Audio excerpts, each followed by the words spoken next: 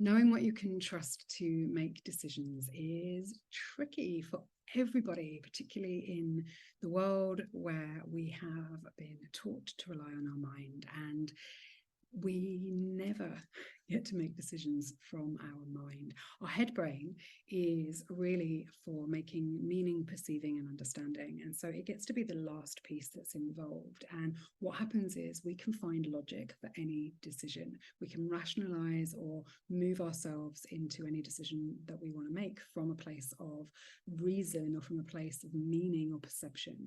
But decisions get made in the body, and depending on your authority, decisions will get made in a different way.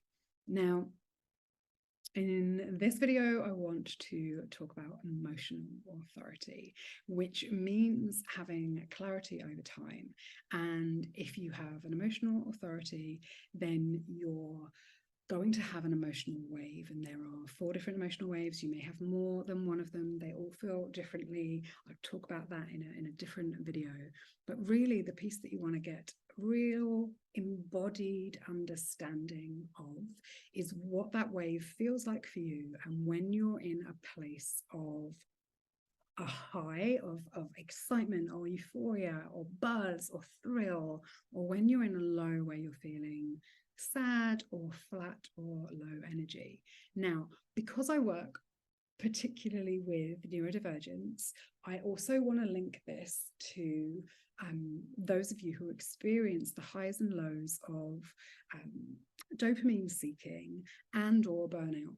And when I work with people who are neurodivergent or have a different operating system, the main key to navigating that is to look at the chart as a whole and to look at the different places where that neurodivergence may be playing out, and the kind of system or rhythm for you to regulate your nervous system, which will depend on type, will depend on conditioning, will depend on all sorts of things that are going on in the whole chart.